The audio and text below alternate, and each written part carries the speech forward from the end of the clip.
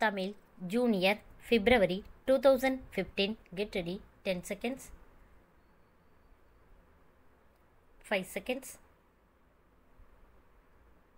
Start. மாண்புமிகு தலைவர் அவர்களே, இந்த பக்கத்தில் உள்ளவர்களும் அந்த பக்கத்தில் உள்ளவர்களும் இதுவரை விவசாயிகள் மீது சுமத்த போகும் வரியை பற்றியும் மற்ற பொருள்கள் பற்றியும் பேசினார்கள்.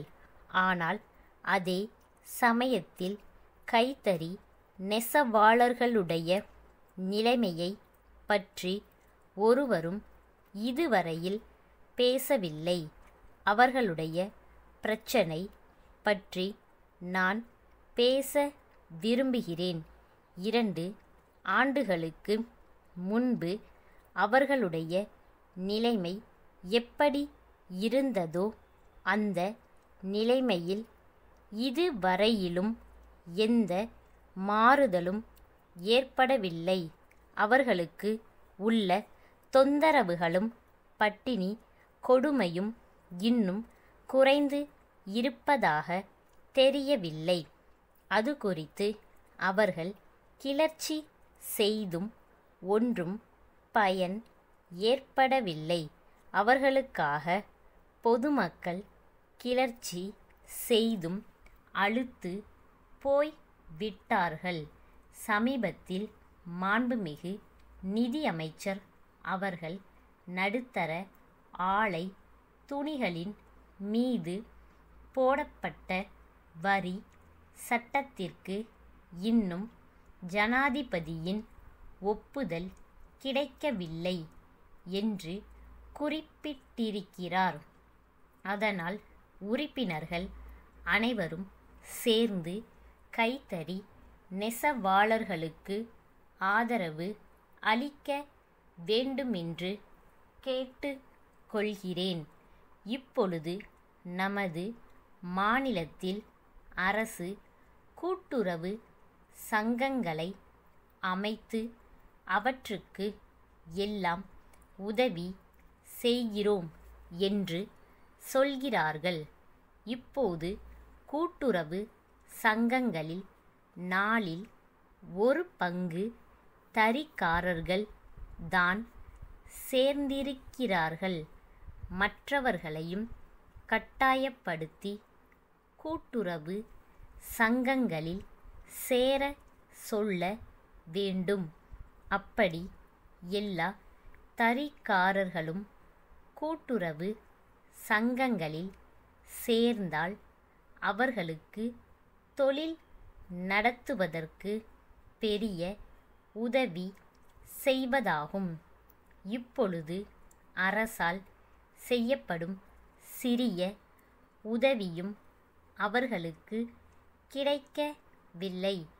கைத்தறிக்காரர்கள் மிகவும் அவதிப்பட்டு கொண்டிருக்கிறார்கள். அவர்கள் அதிகப்படியாக உற்பத்தி செய்தாலும் அதை விற்க முடியாமல் கஷ்டப்பட்டு கொண்டிருக்கிறார்கள். அதேபோல விவசாயிகளும் கஷ்டப்படுகிறார்கள். அவர்களுக்கு கூட்டுறவு சங்கங்களின் மூலம் கடன் உதவி கிடைக்கும்படி செய்ய வேண்டுமென்று கேட்டுக் கொள்கிறேன். விலைவாசி சரிவை பற்றி மாண்புமிகு நிதியமைச்சர் அவர்கள் சொல்லியிருக்கிறார்கள். அதனால் பாதிக்கப்பட்டவர்களுக்கு நிவாரணம் அளிப்பது குறித்து ஒன்றும் சொல்லவில்லை.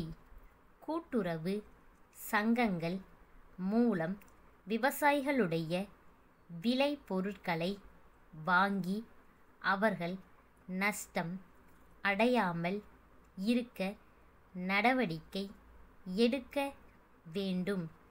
மதுரை விஸ்வநாதன் கூட்டமைப்பு, கோயமுத்தூர் வீரமணி கூட்டமைப்பிற்கு எழுதும் கடிதம்.